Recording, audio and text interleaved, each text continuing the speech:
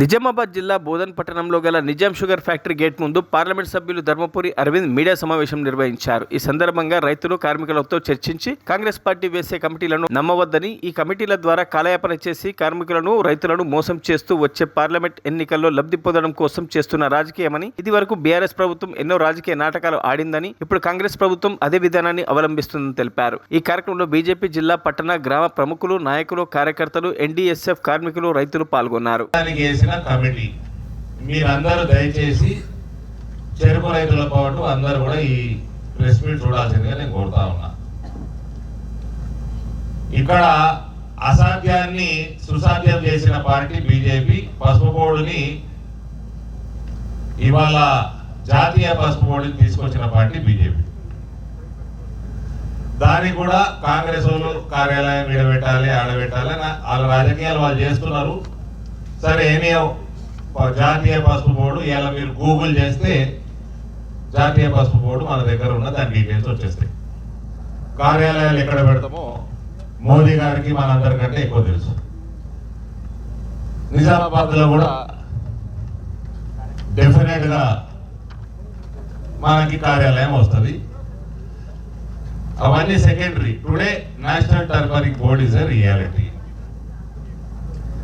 ఇక అతిపెద్ద రైతాంగం సమస్య రెండవది మన ప్రాంతంలో చెరుకు ఫ్యాక్టరీలు. నేను ఇవాళ ఈ ప్యాంప్లెట్ నిజాం షుగర్ ఫ్యాక్టరీ ముందర మీడియా సమావేశంలో రిలీజ్ చేస్తున్నా. ఇది ప్రతి రైతు దగ్గరికి పోతుంది. రానున్న రోజుల్లో ప్రతి రైతు ఇంటికి ఈ ప్యాంప్లెట్ చేరుతుంది.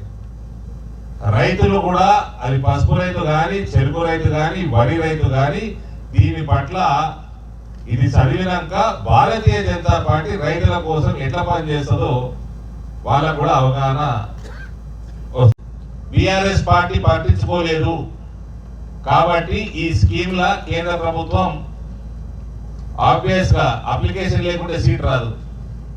బీఆర్ఎస్ అడగలేదు కాబట్టి ఇలా పెట్టలేదని ఇలా రాసి ఉన్నది. అంతకుముందు ప్రభుత్వం ఎవరిదండి? బీఆర్ఎస్ రాకుంటే ముందు ప్రభుత్వం ఎవరిది? కేంద్రంలో ఎవరి ప్రభుత్వం? కేంద్రంలో కాంగ్రెస్, రాష్ట్రంలో కాంగ్రెస్. అప్పుడు ఏం చేసిండ్రు ఈ ఫ్యాక్టరీల కోసం? వీళ్ళు కమిటీ వేయలేదా అన్నాడు, కమిటీ వేసిండ్రు. కమిటీ రిపోర్ట్ ఇవ్వలేదా? ఇచ్చింది. కమిటీ రిపోర్ట్ ఇచ్చినాక కూడా 7 సంవత్సరాలు వీళ్ళ పాలన కేంద్రంలో, రాష్ట్రంలో ఉంది. 7 సంవత్సరాలు. ఆ రిపోర్టు బుట్టదాఖలు చేసిండు.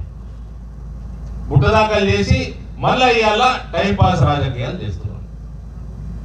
ఇది ఇక్కడ ఉన్న రైతాంగం, ఇక్కడ ఉన్న కార్మికులు, ఇక్కడ ఉన్న బోధన్ ప్రజలు, ప్లస్ ఈ ప్రెస్ మీట్ వింటున్న కాంగ్రెస్ వాళ్ళు, బీఆర్ఎస్ పార్టీ వాళ్ళు. అది శ్రీధర్ బాబు గారు కావచ్చు, రేవంత్ రెడ్డి గారు కావచ్చు, సుదర్శన్ రెడ్డి గారు కావచ్చు, రేపు జీవన్ రెడ్డి గారు కూడా. ఆయన జగిత్యాల జిల్లా జగిత్యాల అసెంబ్లీ ఆయన దగ్గర ఇంకొక ఫ్యాక్టరీ ఉన్నది ఆ జిల్లాలో. ఆయన కమిటీలో కూడా ఉన్నాడు. పోయినసారి రాజశేఖర్ రెడ్డి గారు ఉన్నప్పుడు ఆ కమిటీలో కూడా ఉన్నాడు. మళ్ళీ ఇప్పుడు అభ్యర్థి అవుతారంట. అంటే వీళ్ళకి ఎంతసేపు డబ్బు రాజకీయాలు, కుల రాజకీయాలు చేసి ఎలక్షన్లు కొట్లాడాలి అని ఉంటుంది తప్ప రైతాంగంకి ఏమైనా చేద్దాం, కుటుంబాలకి, పేద కుటుంబాలకు ఏమైనా చేద్దాం, ఏదైనా ఎంప్లాయ్మెంట్ క్రియేట్ చేద్దాం. బస్ నోటికొచ్చిన వాగ్దానాలు చేసుడు కేసీఆర్ నేర్పిండు. దాని మొత్తం దేశవ్యాప్తంగా ఇక 66 ఫ్యాక్టరీలు, నిజాం షుగర్ ఫ్యాక్టరీ లాంటి ఫ్యాక్టరీలు ఏదైతే కాంగ్రెస్ పార్టీ రైతు వ్యతిరేక కలాపాల వల్ల మూసుకుపోయి ఉండేనో అవన్నీ కూడా నరేంద్ర మోడీ గారు ఒకటే ఒక స్కీమ్ పెట్టి 9,005 కోట్ల రూపాయల నిధులు అందించి ఈ ఫ్యాక్టరీలన్నింటినీ కూడా రీస్ట్రక్చర్ చేసి చెరుకు పంటకి రైతులకి ఆర్థిక సహాయం అందించి చెరుకు విస్తీర్ణత పెంచి ఫ్యాక్టరీలకు రీడిజైనింగ్ చేపించి చక్కెర, ఎథనాల్, బ్రౌన్ షుగర్ లాంటి ప్రోడక్ట్స్ తయారు చేయించడానికి రీస్ట్రక్చర్ చేసి ఒక ప్రణాళికాబద్ధంగా కేవలం 5 సంవత్సరాల లోపు 66 ఫ్యాక్టరీలు తెరిచిండ్రు. మరిన్ని అప్డేట్స్ కోసం మా ఛానల్ని సబ్స్క్రైబ్ చేయండి.